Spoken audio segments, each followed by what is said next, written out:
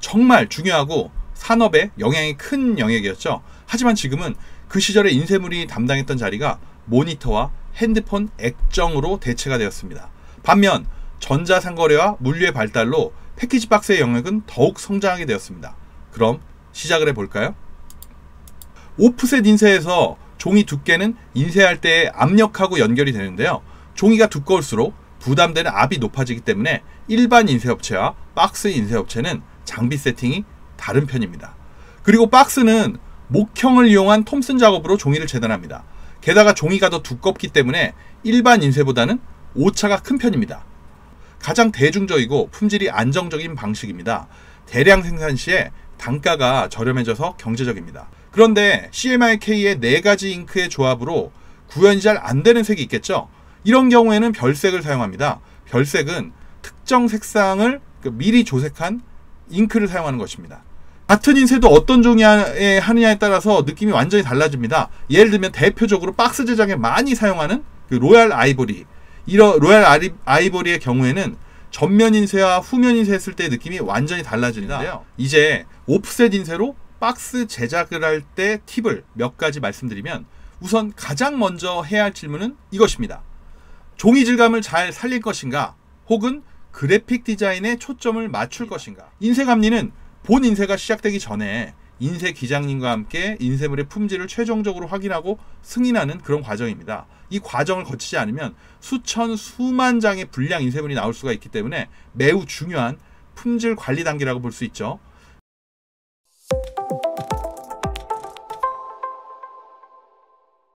안녕하세요. 박스맨입니다. 오늘은 박스 인쇄 기초에 대해 알아보겠습니다. 참고로 말씀드리면, 엄밀하게 따지면 저도 인쇄는 잘 모른다고 할 수 있습니다.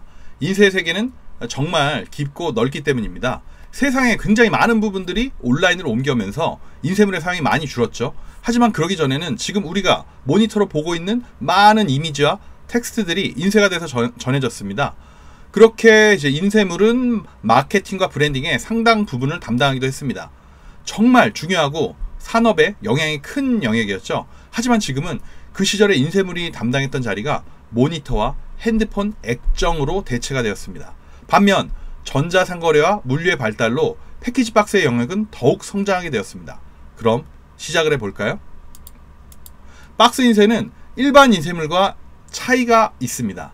우선 일반 인쇄물과는 다르게 박스용 종이는 두께가 두꺼운 편입니다. 인쇄물은 비교적 두꺼운 표지를 인쇄하는 경우라도 한 220g 스퀘어 미터 요 정도의 종이를 사용하는데, 박스는 가장 작은 박스에 사용하는 종이가 그 정도 수준입니다. 일반적으로는 300g 이상의 종이를 사용하는 경우가 많습니다. 오프셋 인쇄에서 종이 두께는 인쇄할 때 압력하고 연결이 되는데요. 종이가 두꺼울수록 부담되는 압이 높아지기 때문에 일반 인쇄업체와 박스 인쇄업체는 장비 세팅이 다른 편입니다. 그리고 박스는 목형을 이용한 톰슨 작업으로 종이를 재단합니다. 게다가 종이가 더 두껍기 때문에 일반 인쇄보다는 오차가 큰 편입니다. 박스에 인쇄를 하지 않는 경우도 많겠죠. 인쇄가 전혀 없이 무지 박스로 생산하거나 작은 영역만 인쇄를 하는 경우도 많고, 인쇄 없이 후가공으로만 패키지 디자인을 연출하기도 합니다. 예를 들면 인쇄하지 않고 박만 연출하는 경우도 많겠죠. 또한 칼선에 맞춰서 디자인 설정을 해야 하고, 특히 박스 인쇄는 하고 난 다음에 코팅과 후가공을 하는 경우가 훨씬 많습니다. 일반 인쇄와 박스 인쇄는 이렇게 비슷한 것 같으면서도 또 다른 부분이 많이 있죠. 박스 인쇄 종류를 나눠본다면 가장 먼저 마닐라지아는 일반적인 오프셋 인쇄가 있습니다. 그리고 골판지에는 플렉서 인쇄라는 다른 방식의 인쇄 방식을 적용합니다. 물론 마닐라지에 오프셋 인쇄를 하고 골판지에 합질을 하는 경우도 있죠. 만약 샘플용 박스를 최대한 실제와 같은 느낌을 살리고 싶다면 소량 인쇄에 적용하는 디지털 인쇄도 생각을 해볼 수가 있습니다. 본격적으로 오프셋 인쇄부터 살펴볼까요? 가장 대중적이고 품질이 안정적인 방식입니다. 대량 생산 시에 단가가 저렴해져서 경제적입니다. 고품질의 섬세한 이미지나 색상 표현에 적합하기 때문에 대부분의 고급 패키지에 사용이 됩니다. 다만 인쇄판을 제작해야 해서 소량 생산에는 고정비용 부담이 있습니다. 오프셋은 인쇄판의 잉크를 종이에 직접 찍지 않고 중간에 고무 블랭킷으로 한번 옮긴 다음에 종이에 인쇄를 하는 간접 인쇄 방식을 의미하는데요. 이 오프셋이라는 단어가 인쇄판이 종이에 직접 닿지 않기 때문에 붙여진 이름입니다. 고무 블랭킷을 사용해서 표면이 거친 종이에도 선명하고 고품질의 인쇄가 가능하고 인쇄판이 종이에 직접 닿지 않기 때문에 마모가 적어서 아주 많은 양을 인쇄할 수 있습니다. 오프셋 인쇄 일종으로 UV 인쇄도 요즘 많이 하고 있는데요. 잉크를 인쇄하고 나서 UV 램프로 순간 건조시키는 방식입니다. 일반 잉크가 잘 마르지 않는 그런 원단들이 있습니다. 예를 들면 페트, PP 같은 비흡수성 재질이나 필름지에 인쇄할 때 필수적입니다. 잉크가 종이에 흡수되지가 않아서 색 표현이 더 선명하고 긁힘에 강한 그런 장점이 있습니다. 박스의 오프셋 인쇄 주의점을 살펴보면 우선 1mm 정도는 오차가 날 수 있다는 점을 고려하셔야 됩니다. 인쇄 공정 자체는 일반 인쇄와 같지만 두꺼운 종이를 사용하기 때문에 종이 자체에 수축과 팽창도 발생하고 종이가 컬 현상, 휘어져 있는 경우도 많습니다. 게다가 톰슨 작업에서 오차가 또 발생할 수 있기 때문에 이 부분들을 염두에 두셔야 합니다. 또한 건조가 느리기 때문에 뒷무듬이 자주 발생합니다. 그래서 빠른 작업과 뒷무듬 방지를 위해 특히 대량 생산 제품은 코팅을 하는 편이죠. 그래서 표면이 코팅 처리된 것 같은 그런 종이, 금지나 은지처럼 혹은 PP나 페트처럼 잉크가 잘 스며들지 않는 플라스틱 원단에는 아까 말씀드린 UV 인쇄를 해야 됩니다. 그런데 잉크가 너무 빠르게 스며드는 종이 원단도 일반 오프셋 인쇄로 인쇄를 할 경우에 문제가 될 수가 있는데요. 이럴 때도 UV 인쇄를 하면 안정적으로 인쇄가 되고 또 코팅하지 않고 종이 질감을 그대로 노출시키는 그런 연출도 할 수가 있습니다. UV 인쇄가 일반 인쇄보다 가격은 조금 더 높습니다. 도수는 인쇄에 사용되는 색상의 수를 의미합니다. 예를 들면 1도 인쇄는 한 가지 색만 쓰는 그런 것이죠. 보통 이제 검은색 1도 이렇게 사용하는 경우가 많죠. 비용이 가장 저렴하고 간단한 로고나 텍스트 위주의 인쇄를 1도로 진행하는 경우가 많이 있습니다. 4도 인쇄 같은 경우는 CMYK, 사이언, 마젠타, 옐로우, 블랙 이렇게 4가지 색상의 조합으로 모든 컬러를 구현하는 방식입니다. 우리가 보는 많은 컬러 인쇄물이 바로 4도 인쇄이며 풀컬러 인쇄 이렇게 부르기도 합니다. 그런데 CMYK의 4가지 잉크의 조합으로 구현이 잘 안되는 색이 있겠죠. 이런 경우에는 별색을 사용합니다. 별색은 특정 색상을 미리 조색한 잉크를 사용하는 것입니다. 기업의 고유 로고나 색상, 브랜드 CI, BI처럼 아주 정교하고 일관된 색상 표현이 필요할 때 많이 사용하는 편입니다. 4도 조합으로는 표현하기 어려운 이제 금색과 은색, 형광색 같은 색들도 별색에 속합니다. 도수가 추가될수록 인쇄판과 공정이 늘어나기 때문에 제작 비용은 상승할 수 있습니다. 별색 인쇄를 하는 이유와 특성을 조금 더 자세하게 알아보도록 하겠습니다. 일반 오프셋이 CMYK 4가지 잉크를 섞어서 색을 구현하는데 아무래도 제한적인 부분이 있겠죠. 그래서 나타낼 수 있는 색상에는 한계가 있습니다. 게다가 매번 섞어서 색을 만들기 때문에 그때마다 조금씩 색상이 달라질 수도 있습니다. 그래서 이런 문제를 해결하기 위해서 별색 인쇄를 하는 것이죠. 미리 특별한 색상을 나타내기 위해 만들어진 그런 잉크를 사용하면 색상 편차도 없어져서 일관성이 좋아지고 특별한 색상을 사용해서 만들어내는 고급스러운 연출도 가능하겠죠. 또한 넓게 배경 인쇄를 하는 경우에도 CMYK를 섞어서 인쇄할 때는 깔끔하게 색상이 연출되지 않는 그런 한계가 있습니다. 하지만 별색 인쇄를 하면 이 문제도 줄어듭니다. 대신 별색은 고유의 잉크와 판이 추가되기 때문에 비용 추가가 좀 더 높다는 점을 참조하시기 바랍니다. 다음은 친환경 가치가 중요하면서 점차 늘어나고 있는 콩기름 인쇄입니다. 일반 인쇄는 아마 들어보셨을 수도 있는 솔벤트라는 그런 석유계 용제를 사용하는데 이 솔벤트 대신 콩기름으로 대체해서 만든 잉크를 사용하는 것이 바로 콩기름 인쇄입니다. 콩기름 인쇄를 하는 이유는 무엇보다도 친환경적이기 때문인데요. 대기오염이 감소를 하고 작업자 건강에도 더 안전합니다. 혹시 인쇄소에 가보신 분들은 아시겠지만 잉크 특유의 그런 석유 베이스 냄새가 좀 지독한 편이죠. 콩기름 인쇄를 사용하면 이제 생분해성이기 때문에 재활용에도 도움이 됩니다. 색상과 광택 측면에서 인쇄 품질도 좋으면서 식품이 직접 닿는 그런 민감한 영역에도 사용하기가 좋습니다. 하지만 단점이 있죠. 건조 속도가 좀 느리고 따라서 비흡수성 용지에는 사용이 좀 어렵습니다. 그리고 차이가 많이 줄긴 했지만 아직 초기 비용이 좀 더 높은 편입니다. 화면과 실제로 인쇄가 된 종이에는 차이가 있겠죠? 그런데 왜 차이가 날까요? 화면은 RGB, 즉 레드와 그린 그리고 블루의 세 가지 빛을 조합해서 색을 만들어냅니다. 하지만 인쇄물은 CMYK 잉크를 섞어서 색을 만들기 때문에 색을 구현하는 원리 자체가 달라서 사실 완전하게 동일하게 맞추는 것은 불가능하다고 볼 수 있습니다. 하지만 차이를 줄일 수는 있습니다. 다시 말씀드리면 RGB는 빛을 더할수록 밝아지는 가산 혼합입니다.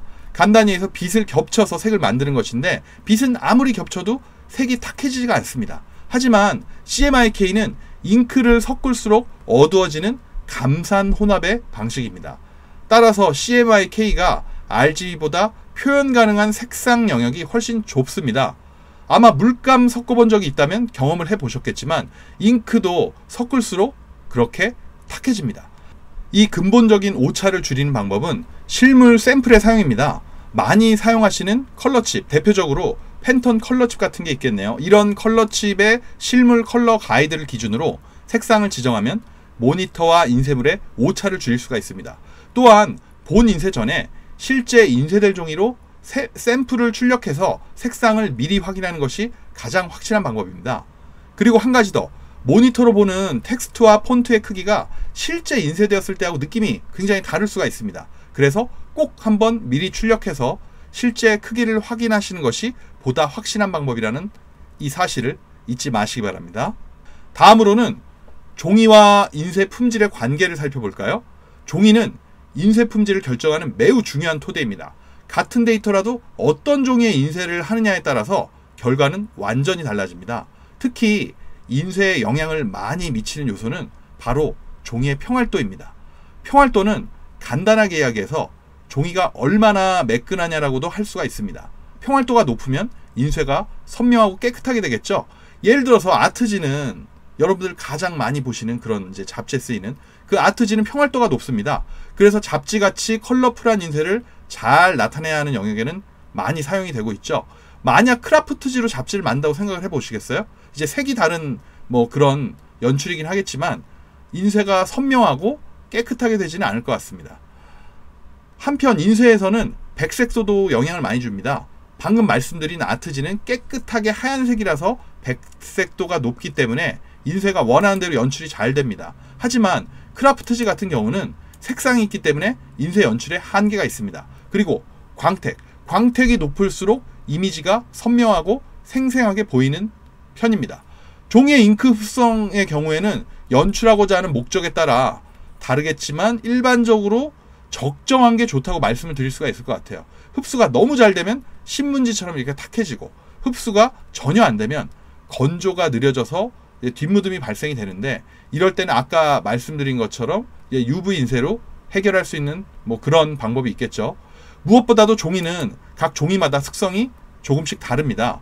따라서 실제 작업이 된 샘플을 꼭 확인해 보시는 것이 확실한 결과를 얻을 수 있는 방법이라고 말씀드릴 수 있을 것 같습니다. 이번에는 기본적인 내용이라고 볼 수 있는 인쇄 데이터 필수 체크리스트를 간단하게 살펴보고 가겠습니다. 특히 이제 초보 디자이너의 경우에는 기본적인 실수로 손실이 발생하는 경우가 좀 종종 있습니다. 인쇄소에 넘기기 전에 말씀드리는 이런 내용들을 기본적으로 확인하시면 도움이 되실 수 있겠네요. 우선 색상 모드를 CMYK로 설정을 했는지 확인하셔야 됩니다. 모니터 화면은 이제 RGB고 인쇄는 CMYK니까 이 CMYK로 모드를 변환하지 않으면 이제 완전히 다른 색으로 인쇄가 되겠죠. 다음으로는 해상도가 300dpi인가. 그러니까 웹용 이미지가 보통 이제 72 dpi 요 정도 될 텐데 이 이미지를 그대로 사용하시면 인쇄 시에는 이제 깨지거나 흐릿하게 보이는 경우가 많습니다. 이제 모든 이미지는 따라서 300dpi 이상은 되어야 됩니다. 그리고 재단선과 여백을 잘 설정하셨는지 확인을 하셔야 되는데요. 인쇄 후 톰슨 작업 등의 문제로 잘려나갈 그런 부분을 대비해서 사방으로 3mm 정도의 그 디자인을 확장하는 그런 여백 설정이 필수적입니다. 여백이 없으면 재단 시에 뜻밖의 흰 부분이 보이거나 중요한 내용이 잘릴 수가 있습니다. 자주 발생하는 문제 중에 핀불량도 있습니다. CMYK의 각 색상의 인쇄 위치가 정확히 맞지 않아서 경계선이 여러 겹으로 번져 보이는 그런 현상인데요. 특히 작은 글씨에서 흔히 발생이 됩니다. 그래서 작은 검은색 글씨는 이런 현상을 방지하기 위해서 K 100%로 이렇게만 지정을 하는 게 좋습니다. 여러 색을 섞어 만든 그런 검은색은 핀이 나갈 그런 위험이 매우 큽니다. 마지막으로 흔하게 발생되는 문제는 뒷무듬입니다. 먼저 인쇄된 용지에 잉크가 마르기 전에 다음 용지가 이렇게 계속 쌓이면서 뒷면에 잉크가 묻어나는 그런 현상입니다. 뒷무듬을 예방하기에 너무 진한 색상, CMYK 총합으로 따지면 250% 이상, 이렇게는 넓은 면적에는 사용을 하지 않는 것이 좋습니다. 인쇄에서 흔하게 발생되는 문제인 이 뒷무듬을 좀 더 자세하게 알아보겠습니다. 인쇄된 종이가 겹쳐서 계속 쌓이다 보면 점점 무게가 더해서 눌려지겠죠? 그러면서 아직 덜 마른 잉크가 윗장의 뒷면에 묻어나는 그런 현상이 발생이 됩니다. 잉크가 많이 사용이 돼서 잉크 건조가 덜 되거나 종이가 잉크를 잘 흡수하지 못하거나 종이가 많이 쌓여서 무겁게 눌러졌을 때 그리고 혹은 이제 온습도의 변화가 상당할 때 예를 들면 온도가 낮고 습도가 높으면 공기 중에 수분 때문에 잉크의 건조가 느려지는 그런 상황이 발생될 수가 있겠죠. 장마철이나 겨울철에는 이런 현상이 특히 심한 편입니다. 예방을 위해서는 우선 배경 전체를 인쇄하거나 잉크가 많이 올라가는 그런 인쇄를 할 때 전체적으로 잉크량 조절을 잘해야 됩니다. 그리고 종이 선택을 또 적절하게 잘 맞춰서 해야 되겠죠.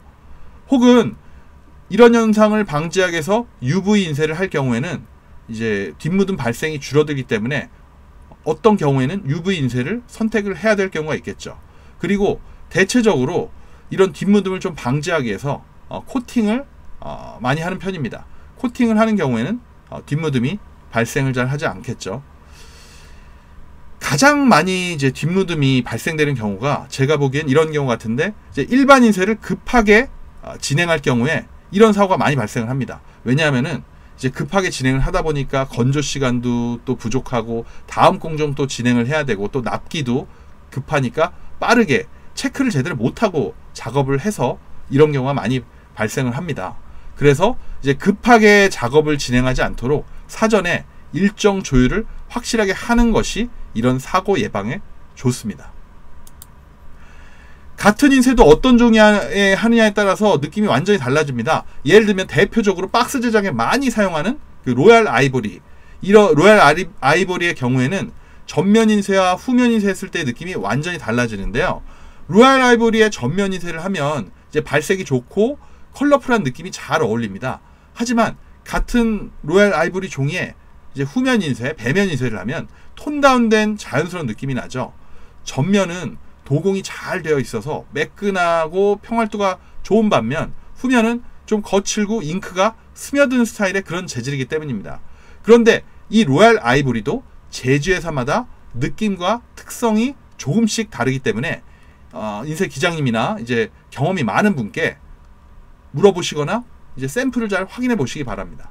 그리고 종이가 신축이 있는 건 이미 몇 번 말씀을 드렸죠. 특히 배경 전체에 인쇄를 할 경우에는 종이 신축으로 색강 연계가 비어서 흰색이 보일 수 있습니다. 희로난다 이런 표현을 쓰기도 하는데 이 경우에는 이제 밝은 색을 조금 더 넓게 만들어 가지고 이런 문제를 좀 예방할 수가 있습니다. 그리고 핀트가 틀어지는 경우가 많이 있기 때문에 이럴 경우 컬러 경계에 들어가는 디자인은 핀트가 틀어지면 티가 많이 난다는 점을 알아두시고 이런 부분을 반영한 디자인을 하시는 것도 또 좋은 방향이 될 수가 있겠죠. 문제를 예방하기 위한.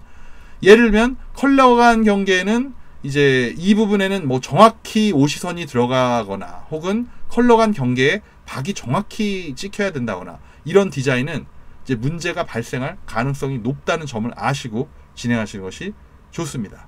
지금까지 오프셋 인쇄에 대해서 전반적으로 설명을 해드렸습니다. 이제 오프셋 인쇄로 박스 제작을 할 때 팁을 몇 가지 말씀드리면 우선 가장 먼저 해야 할 질문은 이것입니다. 종이 질감을 잘 살릴 것인가 혹은 그래픽 디자인에 초점을 맞출 것인가, 즉 시각이냐 촉각이냐의 그런 문제가 되겠죠. 이 시각은 인간 감각의 한 95% 정도를 차지한다고 하는 이제 압도적인 요소죠. 그래서 그래픽 디자인은 당연히 강력하게 소구가 됩니다. 기호, 문자, 텍스트, 색상 뭐 이런 여러 가지 요소들을 잘 활용할 수가 있죠. 하지만 우리가 주변에 보는 많은 패키지 박스들이 그렇듯이 흔한 수단이고 흔한 방식입니다. 그래서 고급스러움이나 차별화를 만들어내기가 좀 어려울 수 있겠죠. 반면에 우리가 좋은 재질이라는 표현을 하듯이 질감을 살리는 것은 바로 눈으로는 확인하기가 어렵지만 사용자에게 차별화되고 고급스러운 경험을 전해줄 수 있습니다. 촉각은 조금 더 고급스럽죠. 여러분은 둘 중에 하나를 선택하시면 됩니다. 그래픽 디자인으로 연출에 힘을 주고 싶으시다면 일반적으로 많이 사용되는 산업용지에 오프셋 인쇄를 하고 유광 또는 무광 코팅을 하시면 됩니다. 비교적 저렴한 비용으로 그래픽 디자인의 연출에 따라서 원하는 효과를 보실 수도 있겠죠. 하지만 배경을 인쇄하는 것으로 색지가 원래 가지고 있는 느낌을 나타내기는 어렵습니다. 그런 아쉬움 때문에 명품 패키지들에서 볼 수 있는 것처럼 종이의 재질감을 살리고 싶다면 아까 말씀드린 대로 질감을 그대로 살려서 UV 인쇄를 하거나 최소한의 인쇄를 별색 인쇄 정도만 하고 종이의 질감을 살려서 코팅을 하지 않으면 됩니다. 코팅을 하지 않는 대신 더 두꺼운 종이를 써야 되기 때문에 비용이 좀 더 증가를 할 수가 있겠죠. 패키지 박스를 원하는 대로 잘 만드는 것도 중요하지만 어떻게 보면 가장 중요한 부분은 사고 예방을 하는 것입니다. 아까 뒷무덤 같은 경우도 말씀드렸죠. 그리고 이런 사고 예방에서 기본이 되는 부분이 바로 인쇄 감리입니다. 인쇄 감리는 본 인쇄가 시작되기 전에 인쇄 기장님과 함께 인쇄물의 품질을 최종적으로 확인하고 승인하는 그런 과정입니다. 이 과정을 거치지 않으면 수천, 수만 장의 불량 인쇄물이 나올 수가 있기 때문에 매우 중요한 품질 관리 단계라고 볼 수 있죠. 대량 인쇄 전에 색상과 품질의 기준을 잡는 마지막 기회라고 볼 수 있습니다. 주요 체크 포인트는 먼저 색상, 이제 샘플이나 팬톤 컬러 칩하고 색상을 비교해서 의도한 색상이 정확하게 나왔는지를 확인합니다. 그 다음에 글자나 이미지의 핀이 정확하게 맞았는지 이 확대경, 루페라고 하는데요. 확대경으로 핀 상태를 확인합니다. 그리고 인쇄물의 상하 좌우, 이 상하 좌우의 색 농도가 치우침 없이 고르게 유지되는지 확인하고 마지막으로 인쇄면에 먼지나 잉크 팀 같은 이물질이 없는지 꼼꼼히 살피면 좋습니다. 어떤 분들은 이제 내가 경험이 적어서 제대로 확인할 수가 있을까 이렇게 생각하실 수가 있는데 이제 인쇄 기장님하고 같이 물어보면서 확인을 하면 가이드를 잘 해주실 거라고 저는 생각을 합니다. 이제 골판지의 대표적인 인쇄 방식인 플렉소 인쇄를 알아보겠습니다. 플렉소는 이제 플렉소그라피의 이제 줄임말이고 고무판 또는 수지판으로 만든 탄성 있는 인쇄판을 사용해서 잉크를 직접 묻혀서 인쇄하는 방식입니다. 좀 더 자세히 알아보면 이제 플렉소 인쇄 진행 방식은 우선 플렉소 인쇄판을 수지나 곰으로 만듭니다. 그리고 롤러를 가지고 그 위에 잉크를 묻히죠. 그리고 나서 인쇄판이 골판지 표면에 직접 접촉하면서 인쇄가 됩니다. 사실상 이제 곰으로 된 도장을 찍는 것하고 뭐 비슷한 느낌이라고 생각하시면 될 것 같습니다. 그래서 생산 속도가 이제 빠르고 저렴하면서 주로 수성 잉크를 많이 사용해서 상대적으로 좀 친환경적인 편입니다. 하지만 앞서 설명드린 대로 단순한 표현과 단색 위주의 간단한 인쇄만 가능하기 때문에 디자인 연출에 제약이 있습니다. 또한 오차 범위가 넓어서 최대 약 한 5mm 정도의 오차를 고려하시는 것이 좋습니다. 플렉소로 인쇄 디자인을 연출할 때 시도해 볼 만한 부분이 있다면 특히 표면지를 전에 제가 이제 골판지 박스 설명드릴 때 말씀드렸던 이제 그런 표면지를 갈색 골판지로 제작을 했다면 흰색, 그 화이트 색상의 인쇄를 해볼 만합니다. 상대적으로 이제 흰색 인쇄가 적은 편이기 때문에 차별화되고 돋보일 수가 있겠죠. 단순한 인쇄 방식이기 때문에 일반적으로는 플렉서 인쇄로는 그 간단한 로고, 글자, 도형 뭐 이런 것들을 이제 단색으로 나타낸 디자인으로 주로 활용이 됩니다. 실패가 적은 플렉서 인쇄의 어떤 뭐 디자인 팁을 뭐 예로 들라면 진한 갈색 표면지 위에 앞서서 말씀드렸죠. 이제 골판지 강의에서 말씀드린 이 이제 표면지 원단이 주로 이제 KLB 같은 경우인데 이런 진한 갈색 KLB 표면지를 사용을 해서 그 위에 검은색 1도를 인쇄하면 실패가 없는 좀 안정적인 디자인이 될 수가 있습니다. 하지만 다른 색상을 사용할 경우에는 비교적 인쇄가 선명하게 작업되기가 어려운 점을 고려해서 그래픽 디자인 작업을 잘 하셔야 됩니다. 근데 만약에 이제 어디선가 굉장히 이제 또렷하고 감각적인 색상이 인쇄된 그런 골판지를 보신 적이 있다면 아마도 이제 그건 실크 스크린 인쇄였을 가능성이 높습니다. 하지만 대부분의 골판지 박스 공장에서 실크 스크린 공정을 인하수로 가지고 있지 않아요. 그렇기 때문에 이제 그 골판지 공장에서도 아웃소싱 외주로 처리하게 되기 때문에 실크 스크린 인쇄를 적용하는 경우에는 비용이 높거나 대량 생산이 어렵습니다. 하지만 골판지에서도 마닐라에 그 플렉소 인쇄를 적용할 방법이 있죠. 바로 마닐라지를 오프셋 방식으로 인쇄를 해서 골판지의 표면지로 합치를 해서 사용하는 뭐 그런 방식입니다. 골판지가 가진 특성과 오프셋 인쇄의 강점을 잘 결합한 형태라고 볼 수가 있습니다. 일반적으로 골판지인데 화려한 컬러 인쇄가 이제 디테일하게 적용이 되었다면 대부분 이런 경우라고 볼 수가 있습니다. 여러분들 이제 편의점 음료수 박스나 뭐 사이즈가 조금 큰 제품의 그 선물용 포장 박스 보셨을 때 주로 이런 이제 마닐라지 합치 박스인 경우가 상당히 많이 있을 거라고 생각을 합니다. 마닐라 박스처럼 인쇄를 연출하고 싶은데 상품의 크기 때문에 박스 사이즈를 키워야 한다면 충분히 할 수 있는 선택이 되겠죠. 그리고 이 표면지 합치 혹은 뭐 이면지도 마찬가지지만 이 합치 종이를 어떤 종이를 사용하느냐에 따라서 굉장히 다양한 방식으로 연출이 가능합니다. 여기까지 박스의 인쇄에 대해서 알아봤는데요. 끝으로 저는 이런 말씀을 드리고 싶습니다. 우리가 꼭 박스에 6면을 다 채워야 하는 것은 아니다. 저는 박스 제작이 건축과 비슷한 점이 많다고 생각을 하고 있는데요. 그 유명한 건축가 미스 반데어 로에가 널리 알린 그런 말이 있죠. Less is more. 아마 디자인 하시는 분들은 늘 생각하고 계신 그런 부분일 것입니다. 저는 제가 제대로 실천하지 못해서 좀 아쉬움이 많은 그런 말인데요. 이 말을 조금 다르게 바꿔보고 싶습니다. 인쇄를 하지 않는 것도 인쇄다. 중요한 것은 우리가 이 패키지 박스를 통해서 무엇을 전달하고 싶으냐겠죠. 박스.